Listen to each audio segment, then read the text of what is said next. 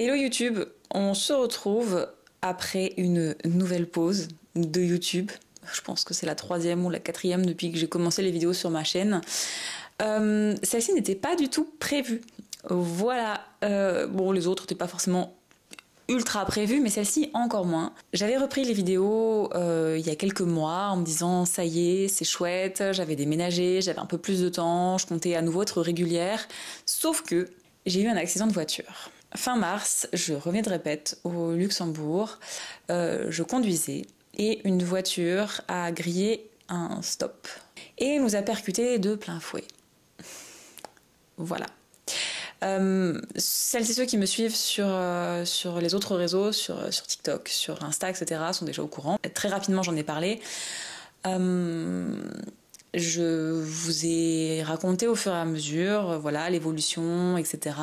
Par contre, ici, c'est vrai que je n'en ai pas parlé et j'avais notamment eu quelques messages de personnes qui me demandaient « Noémie, tu as à nouveau disparu de YouTube, etc. » Alors oui, j'avais disparu et donc oui, me revoilà. Je vais revenir un petit peu sur les derniers mois qui se sont écoulés. L'accident, ce que ça a engendré, les mois qui ont suivi et le fait que je revienne aujourd'hui. Je tourne cette vidéo le jour où je fais une cover reveal de mon prochain roman. Je vous la montrerai un petit peu plus tard dans la vidéo, mais voilà, je me disais que c'était le bon moment de relancer, voilà, maintenant que tout se remet en route, après presque 6 mois très très perturbée, et je sais, mon quotidien est encore perturbé à cause de l'accident, même si ça va beaucoup mieux. Bref, donc comme je le disais, j'ai eu un accident de voiture fin mars. Donc ma voiture, j'ai dû lui dire adieu, mais il n'y a pas que la voiture qui a été cassée. Moi aussi, j'ai été cassée. J'ai eu le poignet fracturé et déplacé. Donc j'ai été conduite aux urgences tout de suite après l'accident. Je suis restée quelques jours à l'hôpital. J'ai pas été opérée tout de suite. J'ai été opérée 24 heures après l'accident. Donc j'ai eu de la chirurgie. On a mis en place, enfin le chirurgien a mis en place des plaques et des vis. Je vais vous mettre, alors je vous préviens, si jamais vous n'aimez pas les photos c'est juste des radios que je vais vous mettre, le avant-après qui est assez parlant. Donc si jamais vous n'aimez pas, ne regardez pas les prochaines secondes. Donc ça, c'était mon poignet au moment de l'accident. Enfin, juste après l'accident, on voit que ce n'est pas du tout comme c'est censé l'être. Et donc là, mon poignet, la radio a été prise juste après qu'on m'ait retiré mon plâtre. Donc je suis restée avec le bras immobilisé pendant 1 mois et demi. Vous voyez la cicatrice juste là. Voilà, donc j'ai 10 cm de cicatrice sur le poignet. Comme vous pouvez le voir, ils n'ont pas du tout recousu en suivant le tatouage. Bon, c'est pas le plus important. Mais voilà, toujours est-il que j'ai eu cette chirurgie. J'ai eu le poignet cassé. Et après, il a fallu que je me remette. Donc c'était très douloureux. C'était la première fois de ma vie que je me cassais quelque chose. J'aurais préféré que ça n'arrive jamais. Parce qu'en plus c'était bien cassé. On l'a vu un petit peu sur la radio. Le poignet en fait a été cassé, s'est déplacé et les os de la main et du bras en fait se sont superposés. Donc ça fait très mal. Il a fallu que ça se remette en place, etc. Il y a eu le choc de l'accident aussi parce que moi j'ai vraiment vécu l'accident. J'ai vu la femme qui redémarrait, ça a duré une fraction de seconde, mais quelque part ça a quand même été assez long pour que je me fasse la remarque de elle va nous percuter, on va avoir un accident. Donc ça a été quand même un petit peu choquant. J'ai vu mon poignet détruit quand j'ai rouvert les yeux juste après que les airbags aient pété, etc. Ma main est encore sur le volant et j'ai vu que ça n'allait pas. Tout de suite, j'ai vu que c'était cassé en fait. Je l'ai fait tout de suite. J'ai hurlé, mon poignet est cassé tout de suite. Ça a été quelques heures, quelques jours, quelques semaines, mais très compliqué.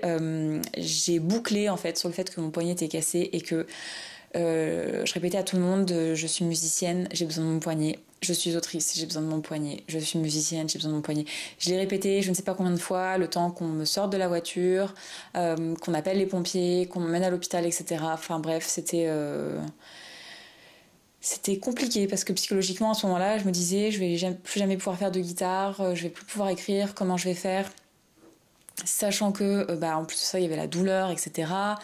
À l'hôpital, tout Le personnel était absolument adorable, vraiment. Ils ont facilité mon séjour à l'hôpital. J'ai juste eu une expérience un petit peu traumatisante lorsqu'il a fallu me déshabiller pour mettre un plâtre temporaire. Sachant qu'on savait que je ne serais pas opérée avant le lendemain, parce que ça c'est un petit hôpital où j'étais emmenée, et donc ils ne pouvaient pas m'opérer tout de suite. Donc il a fallu me placer un plâtre temporaire, et il a fallu du coup enlever mes vêtements et me manipuler.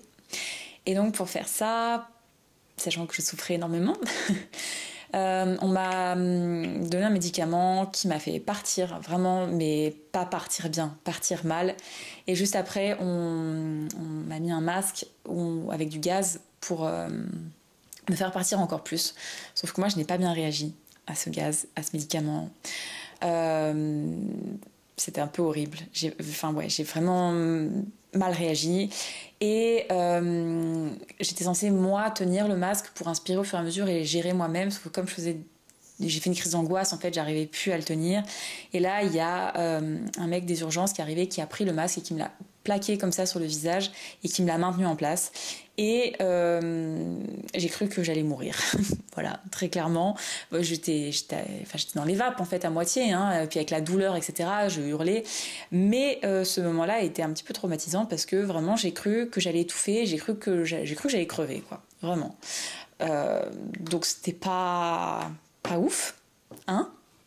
Donc je me suis opérée, je me suis retrouvée chez moi à devoir me débrouiller, je me suis retrouvée isolée parce que j'avais plus de voiture, je pouvais plus conduire, enfin, ça a été compliqué, vraiment c'est une période très compliquée, surtout que ça fait remonter plein de choses du passé très loin potentiellement pour moi, mais ça a été une période vraiment très très difficile, surtout que je voyais que je pouvais pas faire de musique. Quand j'ai commencé la kiné, une fois qu'on m'a enlevé mon plâtre, j'ai demandé au kiné ce que je vais pouvoir refaire de la guitare. Il m'a dit on va voir. Il m'a dit là comme ça je peux pas vous le garantir, il n'y a pas de raison que non. Par contre, très clairement, la position du poignet que vous devez atteindre pour faire de la guitare, c'est là où il y a un potentiel risque de douleur et de blocage et de ne pas retrouver à 100% la mobilité. Voilà, sachant que là actuellement, vous voyez, je peux bouger le poignet, mais je suis pas encore du tout comme il faut, quoi. Sachant que la guitare, je dois vraiment tourner complètement et casser le poignet. Je fais toujours de la kiné aujourd'hui et je suis pas prête d'arrêter de faire la kiné et de la rééducation parce que je suis loin d'avoir retrouvé ma mobilité. Je ne fais toujours pas de musique. Je ne sais pas quand est-ce que je vais refaire de la musique. J'espère pouvoir remettre la main sur un manche de guitare d'ici la fin de l'année. Mais pour le moment, je ne sais pas exactement. Sachant que ce qui est compliqué aussi, c'est que du coup, mon groupe... j'ai un groupe, pour celles et ceux qui ne savent pas, qui s'appelle Praetor, avec lequel on tourne pas mal. Par chance, on a trouvé quelqu'un pour me remplacer très rapidement. C'est un ami de longue date à nous, donc je suis très contente que ce soit lui qui me remplace. Mais c'est difficile de les voir partir en concert. Moi, je ne peux pas. Moi, je ne peux pas jouer. Je ne sais pas quand je vais rejouer. Là, on enregistre actuellement le 2e album. Alors, je dis on, mais en fait, moi, je n'enregistre pas cet album. Donc, c'est difficile psychologiquement de ne pas faire ça. Et au niveau de l'écriture, etc., ça a forcément décalé pas mal de choses. Ça a forcément retardé pas mal de choses. Au bout d'un mois, je dirais, j'ai pu reprendre l'écriture, alors en écrivant à la main, sachant que mes 3 premiers romans et demi avaient été écrits à la main. Donc je peux écrire à la main, c'est pas gênant pour moi d'écrire à la main. Je le fais, même si jamais ça prend beaucoup plus de temps, etc. Par contre, j'ai eu quand même un petit blocage pour me remettre à écrire, parce que je pense que mon cerveau s'était dit, au moment de l'accident, etc., que je ne pourrais plus réécrire, que je ne pourrais plus refaire de guitare, etc. Et j'ai eu du mal à m'y remettre. Par chance, une fois que j'ai commencé à pouvoir recommencer, une fois que j'ai recommencé à écrire, c'est revenu petit à petit, et pouvoir recommencer à taper un peu avec la main gauche, et pouvoir réécrire complètement, etc. Là maintenant, je peux réécrire sans problème, même si parfois ça tire un petit peu, même si parfois je sens au niveau de la cicatrice que ça me tire aussi. J'ai dû annuler des salons littéraires, donc là pareil, c'était compliqué. Je devais partir en salon 5 jours après l'accident. Donc je ne suis pas partie dans le salon. Mais voilà, aujourd'hui, je peux à nouveau écrire, je peux à nouveau assurer mes services de bêta lecture. Je peux à nouveau partir en salon, etc. Mais cet accident a énormément chamboulé toute ma vie cette année, sachant que si vous avez suivi un petit peu mes derniers mois/années, j'ai arrêté mon activité de régisse son en juin 2023, du coup il y a un peu plus d'1 an, pour me lancer à 100% dans mon travail d'autrice et de bêta-lectrice. Donc cette année était assez importante, c'était une année charnière, professionnellement parlant. Et là, ça a foutu un petit peu la merde. Déjà parce que je pouvais plus me consacrer à mes activités, parce que ça me mettait en retard. Financièrement aussi, hein, quand on est indépendant, c'est pas ouf. Voilà, pour vous donner une idée. Aujourd'hui, j'ai reçu une notification de l'assurance maladie m'indiquant que j'allais toucher des indemnités, sachant que j'ai eu l'accident il y a 5 mois et demi, c'était au mois de mars. Voilà, je ne récupère pas tout l'argent que j'ai perdu. J'ai dû investir, pour le moment je perds de l'argent avec cet accident. Alors il faut savoir que j'ai porté plainte pour dommages involontaires, pour toucher des dommages et intérêts. Je rentre pas dans les détails de tout ce procès parce que ça c'est au niveau légal, etc. Et voilà, mais toujours est-il qu'il y a un procès.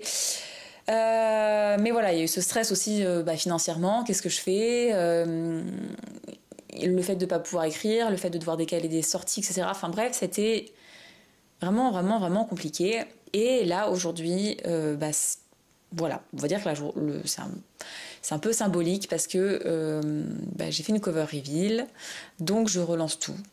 J'ai fait la cover reveal de mon prochain roman qui sort du coup le 4 novembre, qui s'appelle L'épreuve, c'est le tome 1 d'une duologie qui s'appelle Extramuros. C'est une dystopie young adulte. Donc c'est la première fois que j'écris du young adulte. Jusqu'à présent, j'avais écrit que du adulte et là, je me lance dans le young adulte. On a fait la couverture avec Salomé, à nouveau, ma petite sœur. On en a chié. Hein, très honnêtement, parce que c'était la première fois que je m'adressais à du young adulte. Donc ma cible était différente, donc la couverture devait refléter cette cible, devait atteindre cette cible, et franchement on a eu du mal, mais au final je suis très très très très très contente du résultat. Je vous mets la couverture juste là, voilà, je la trouve canon. Je trouve qu'on a réussi à garder l'identité de mes couvertures tout en ciblant une autre cible. Bref, donc je suis vraiment contente du rendu. J'ai hâte de commander des exemplaires auteurs pour pouvoir voir le rendu en papier. Mais je suis très très très contente de cette couverture. Voilà.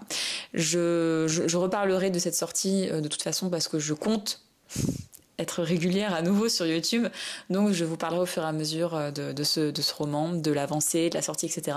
J'ai lancé des précommandes e-book numériques à 3,99€ au lieu de 5,99€. Je vous mettrai le lien dans la description parce que pour le moment il n'est pas référencé vu que c'est c'est juste maintenant, donc n'hésitez pas à suivre le lien si jamais vous voulez précommander le roman. Le roman, on est clairement dans la vibe Hunger Games, Divergente, Labyrinthe, etc. Donc vraiment toutes ces dystopies young adultes d'il y a une quinzaine d'années, on va dire, grosso modo. Donc de quoi ça parle?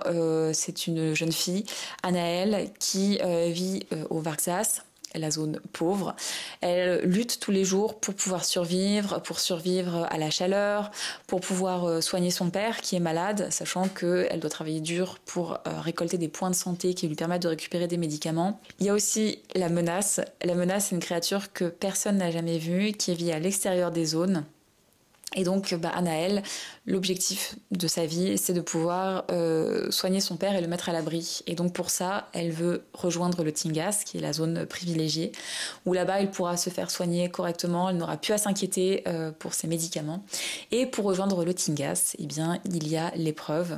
L'épreuve, ça se passe le 1er de chaque mois, et donc c'est une compétition retransmise en direct, qui peut aller d'une édition, on va dire, plus intellectuelle, type escape game, presque ludique, à des éditions beaucoup plus mortelles. Voilà. Donc forcément, on pense à Hunger Games. Là, la différence, c'est que les gens s'inscrivent pour pouvoir participer.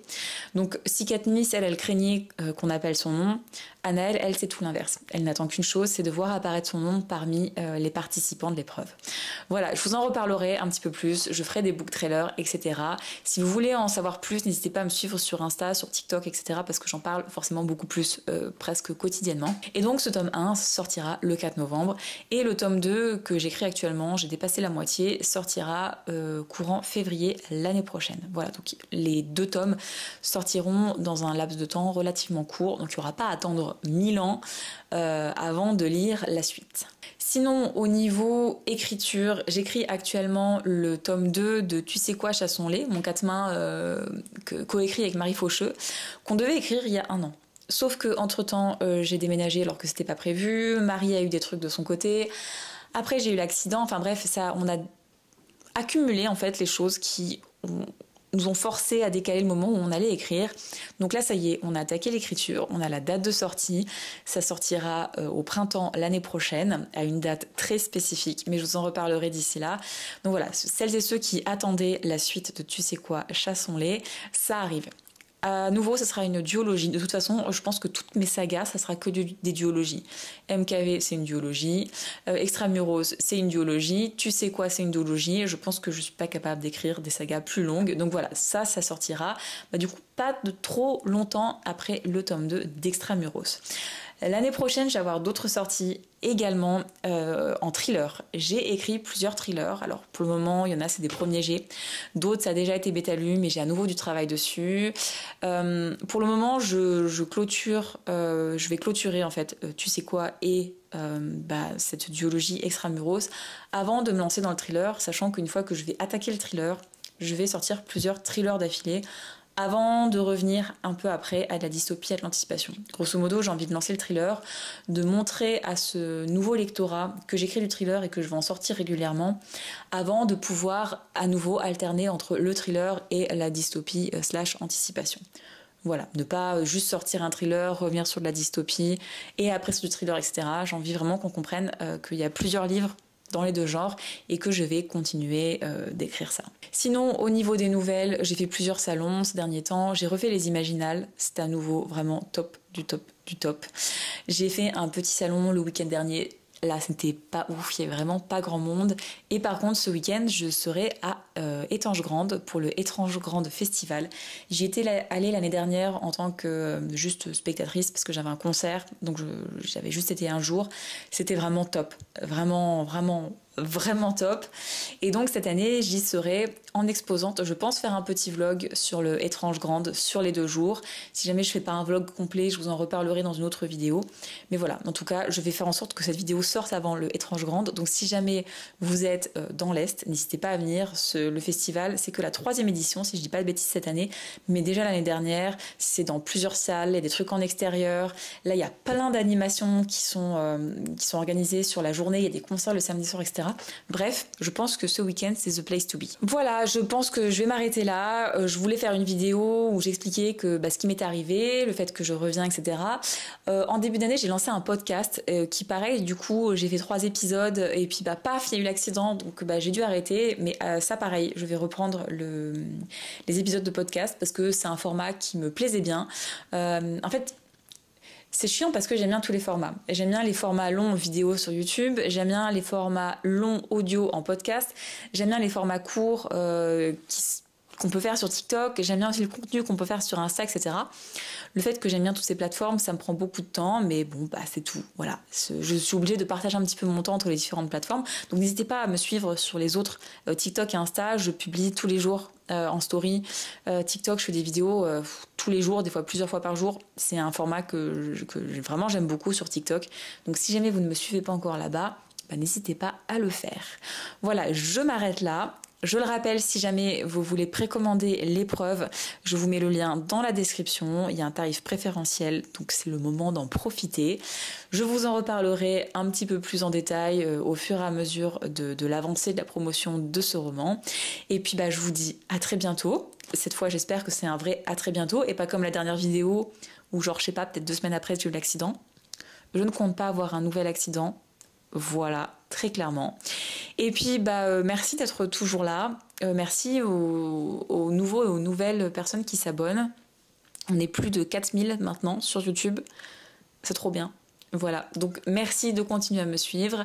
N'hésitez pas à commenter, à liker la vidéo, parce que comme j'étais absente pendant longtemps, pour l'algorithme de YouTube, je pense que c'est pas terrible. Donc n'hésitez pas à booster un petit peu cette vidéo pour relancer la machine. Et puis moi je vous dis à très bientôt.